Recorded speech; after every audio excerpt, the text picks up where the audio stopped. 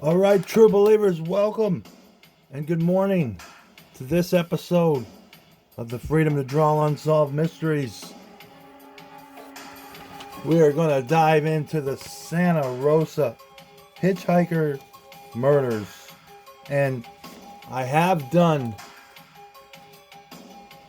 a series of these episodes, but for whatever reason, YouTube decided to ban the last one that I did. These are unexplained deaths, guys. So YouTube decided to ban the last ones that I did. So I'm just gonna do, as a courtesy to all my subscribers, people that watch this, I'm gonna recap these unexplained deaths and a couple of missing girls on this Santa Rosa hitchhiker murders.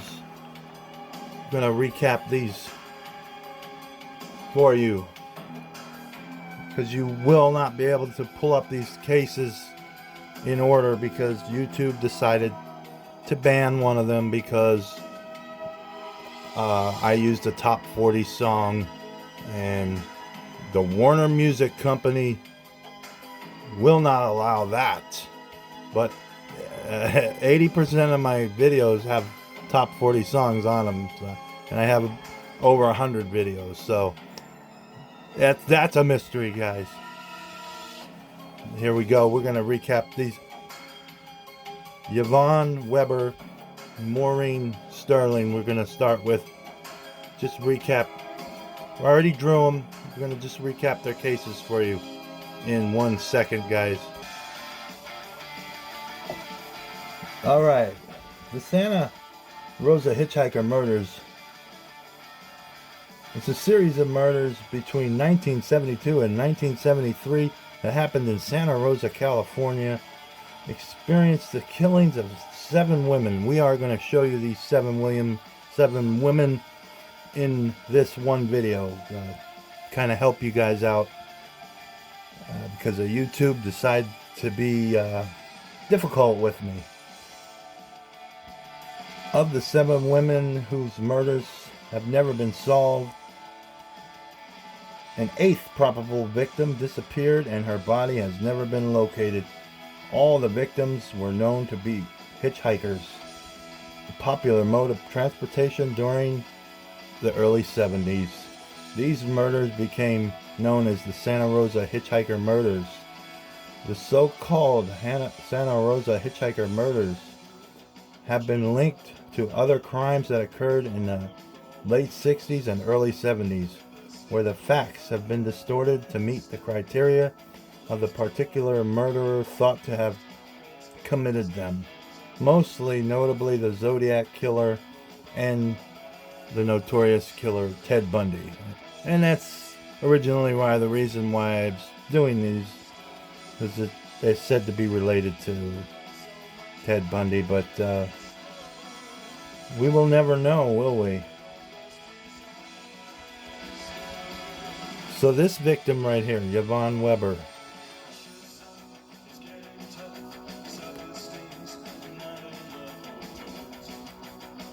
her name was Yvonne Weber. Her date of birth was 1/29/1959. Missing since February 4th, 1972. She was last seen with this girl, Maureen Sterling, getting into a car in front of the Redwood Empire Ice Arena. Now, her body was found on the date of December 26, 1973. So this is an unexplained death. Cause of death is undetermined, unknown. The evidence at the scene was a gold chain necklace with a cross, 1 earring. It is important to note the body of this girl, Maureen Sterling, was also found at the crime scene.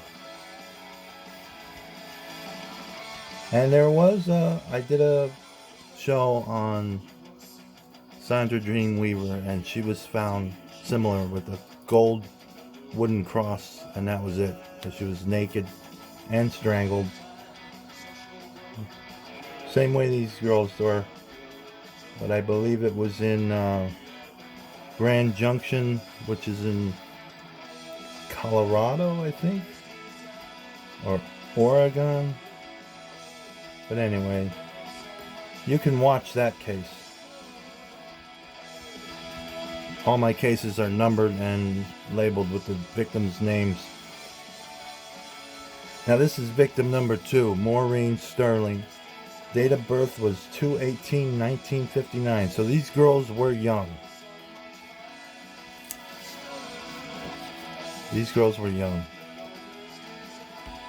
Last seen with Yvonne Weber getting into a car in front of the Redwood Empire Ice Arena.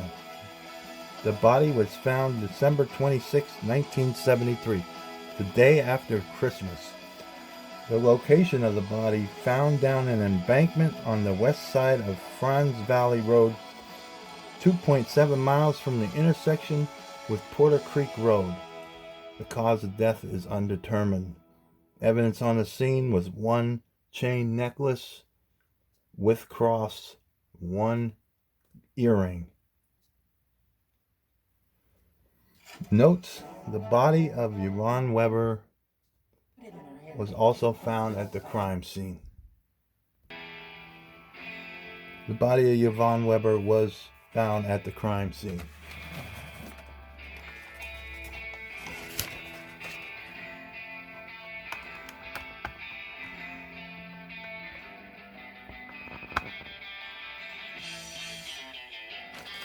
Now guys, if you have any information on this case, please contact these places.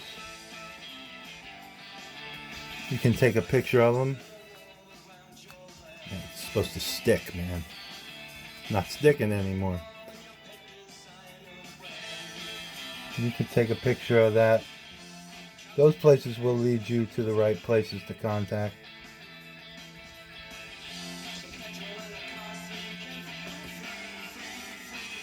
Now, this is victim number 3. It's this girl right here, Kim Allen. Kim Allen, date of birth 7/22/1956. Missing since March 4th, 1972. She was last seen hitchhiking from her job in Larkspur in Marin County to her home in Santa Rosa. The date body was found March 5th, 1972. The location of the body found down an embankment on the north side of Enterprise Road, 0.8 of a mile from the intersection with Bennett Valley Road. The cause of death, strangulation with a rope/wire or similar material. Evidence on the scene was one gold earring, a loop type. Note: the victim had also been bound at the wrists and the ankles.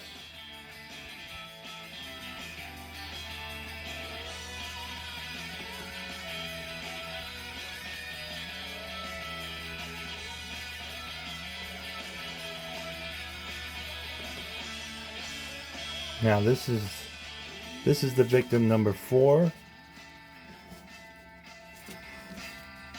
Jeanette Kamahale. I don't know. I'm trying to pronounce it. Kamahale. Jeanette Kamahale. They do not know her date of birth, but it was in 52. I guess they surmised it. I don't know how they did that. Missing since April 25th of 1972, and she was last seen hitchhiking north on the Highway 101 from her home to classes at Santa Rosa Junior College. Notes: she has never been found, so she is a missing person, and she has never been found. So most of these are unexplained deaths and you sprinkle in a missing person here and there. And like I said, if you have any information on this case, don't hesitate to contact these places. Now those are the ones that I've drawn so far.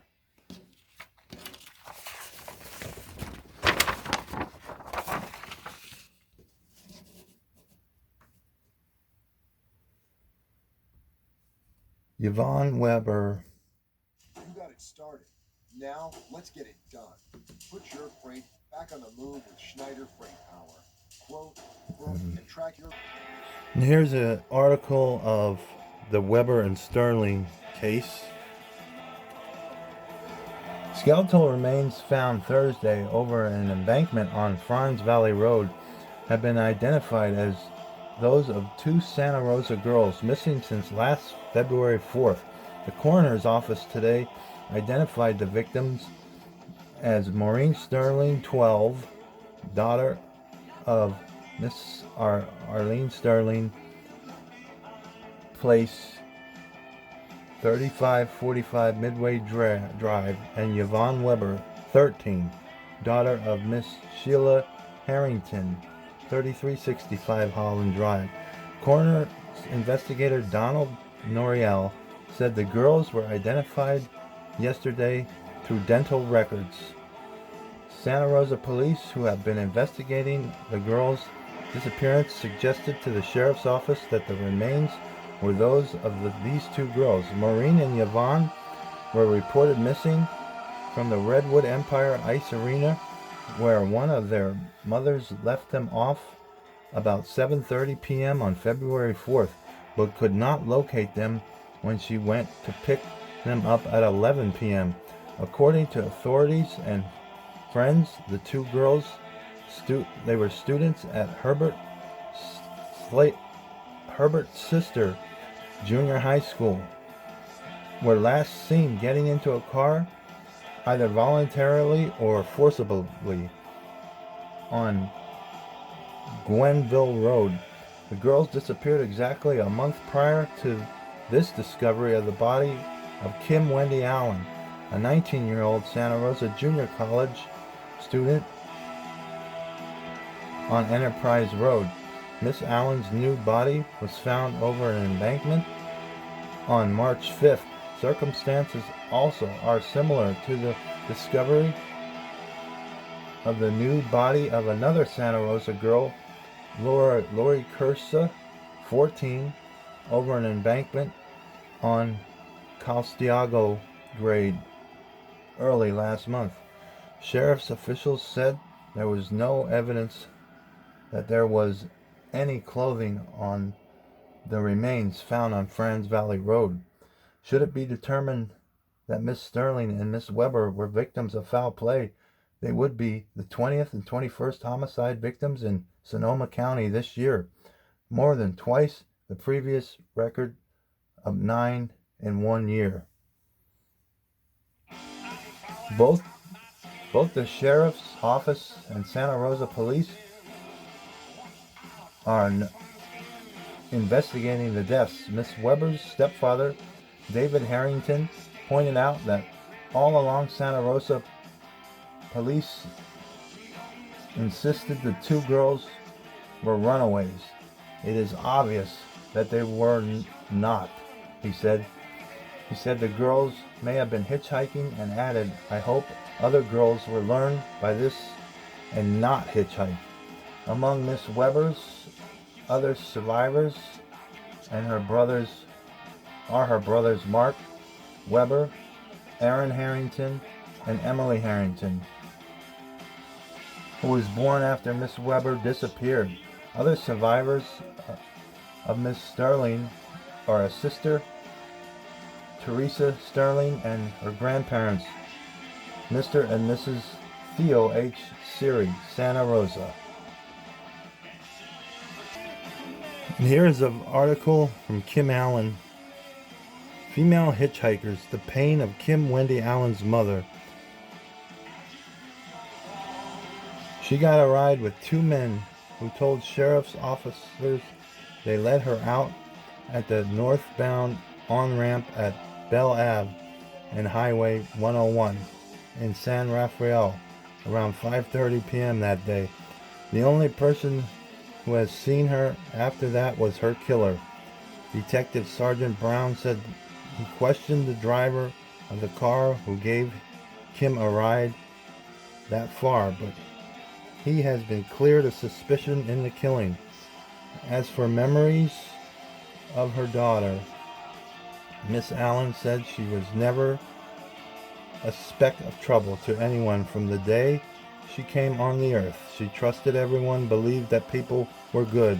One of her teachers at Santa Rosa Junior College said Kim had an absolute openness to any kind of teaching one could offer her. There was an air of innocence about her. Warnings. Mrs. Allen said she had warned Kim numerous times about the danger of hitchhiking. It used to be you'd tell a child not to ride with strangers and they'd mind, but these days you can't tell a child anymore. Elizabeth Barr, one of Kim's junior college teachers, said, after the death of the attractive 19-year-old co-ed, I am haunted by what she must have suffered in her ordeal, not only physically, but in utter delusionment. She must have felt that indeed there is such evil in the world. I do believe she loved everyone and felt everyone to be good. One night she started to leave my class early because she said she had to hitchhike home. I called her back and spoke to her at some length about the danger she was placing herself in. I told her of another girl, student of mine, who had recently been murdered hitchhiking, and of yet another who spent 5 months in the hospital with her whole body broken as a result of this practice. I begged her not to do it anymore, and on that particular night asked if anyone in the class would take her home. We did get a ride for her that night. But Miss Barr said about 2 weeks ago, before her death, Kim came to see me and we chatted for a while, and she told me she had this job in Larkspur. I asked her how she could get there and back such a distance, and once again she said she would hitch the ride. Alright, so when they found out about this girl, Jeanette Kamahale, the Sonoma State co-ed scheduled a carpool. Hitchhike? Try the SSC carpool.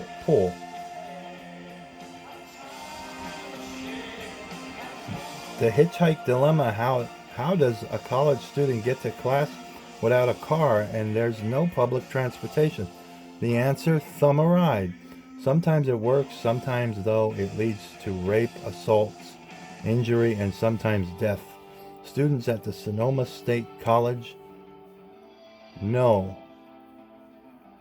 the problem and are trying to solve it, at least temporarily, with a carpool coordinating switchboard to link those with transportation to those who need it.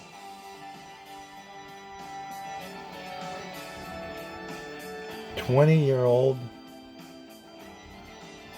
Kuti Van Hoven, SSC senior, heads a coalition of 11 concerned volunteers staffing and organizing the switchboard operations with the cooperation of the college.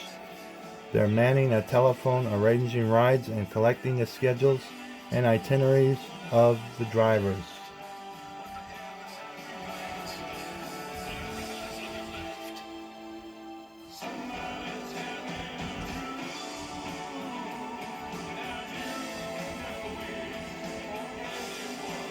And the dangers of this, there have been 80 rapes on campus. Approximately 80 female hitchhikers reported being raped last year in Sonoma County. Estimates are that 9 of the 10 rapes go unreported either because of the stigma of the degrading act, or because women get less than sympathetic treatment from law enforcement officials. For some girls, it's even worse. Last month, a Santa Rosa junior college co-ed hitchhiked from Larkspur to Santa Rosa. She was raped and strangled, her nude body dumped over an embankment on a remote road. And now, another hitchhiking SRJC student has disappeared.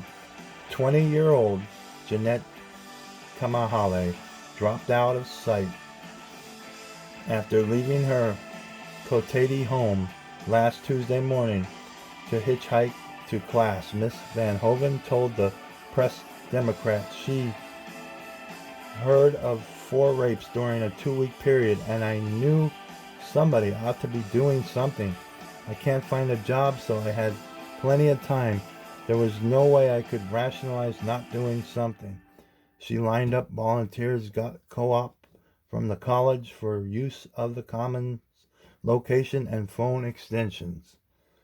She got a sign up from Printed, and her group spent 3 hours stuffing the inserts into the Sonoma campus newspaper. So there's very little information about this missing girl here. And that is a recap, guys, of the ones I've drawn so far. Like I said, YouTube is being difficult, so we want you to contact these places if you have any information on these unexplained deaths and missing persons from the early 70s.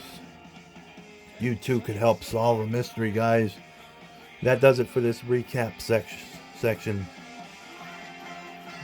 I hope I filled you in.